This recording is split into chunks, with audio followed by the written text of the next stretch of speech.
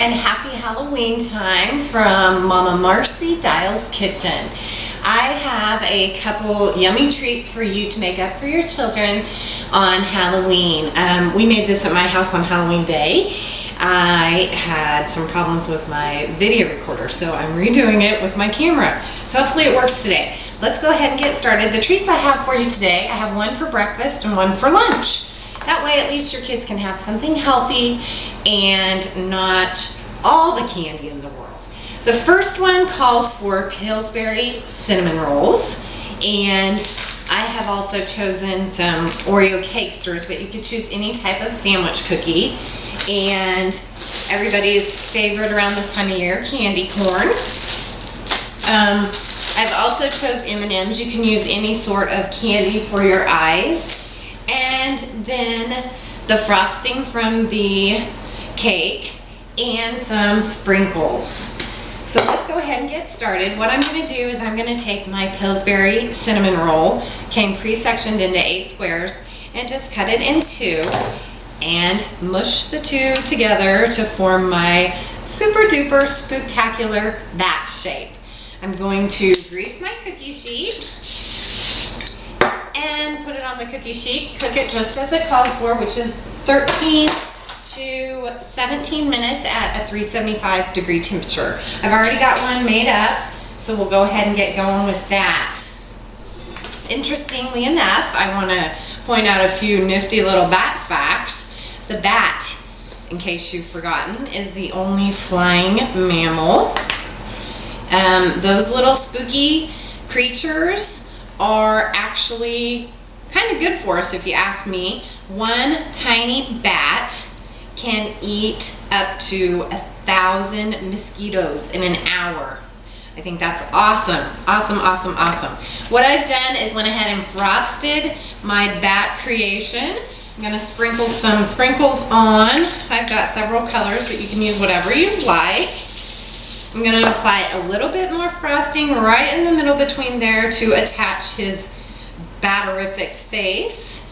Speaking of that, we're going to take an Oreo cakester.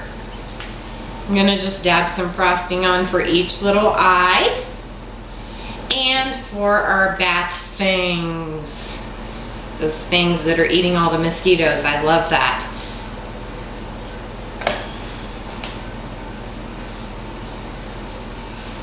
The smallest bat is the size of no less, it's smaller than a penny. It's called a bumblebee bat. Thought that was interesting too. I could not believe it weighs less than a penny. I've taken my M&Ms and I've got my eyes for my M&Ms. And there you have it. A batterific breakfast for your little ghost or goblin on Halloween morning. I love it. My next treat for us today is a mummified pig in a blanket. Simple, easy. We need, again, Pillsbury Crescent rolls this time, or you could use garlic bread, the pre-made garlic bread sticks. I think that would add a little garlic flair to it that would be super yummy. But I've got some here. I'm just going to cut some mummy strips off. Mine are kind of sticking. And I've got a few extras already made here. And I've got my hot dog. I'm going to wrap my hot dog to look like a mummy. Another thing I like about this recipe is it doesn't have to be fancy. The kids can help you make it and keep them entertained a little bit on, like I said, Halloween afternoon when they can't get to the trick-or-treating fast enough. I got some mummy facts for you.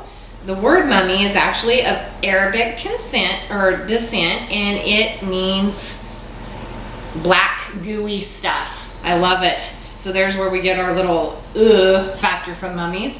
In recent times, mummies actually, when people would travel to the Egyptian countries, they would come home with mummies for souvenirs to put in their curio cabinets. I thought that was very interesting. There you have my little wrapped up mummy. I'm going to again bake him just as directed on the Pillsbury Crescent rolls, which is at 375 for 11 to 13 minutes. I've already got one pre-made. I stick him also on my baking sheet that is sprayed with the cooking spray. And I've got one of those made up for us too. Isn't that cute? And then all you have to do, I have taken my ketchup and put it in a bowl because my ketchup squirts a ton out, and I'm going to decorate my little eyes.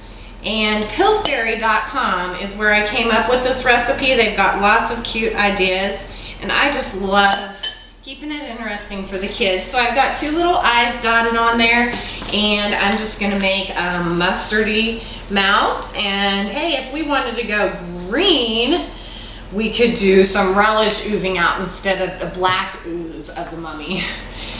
There's my mummy creation. I hope you've enjoyed it, and I hope you have a fantastic holiday season and can use my recipes for good times with your kids. Thanks!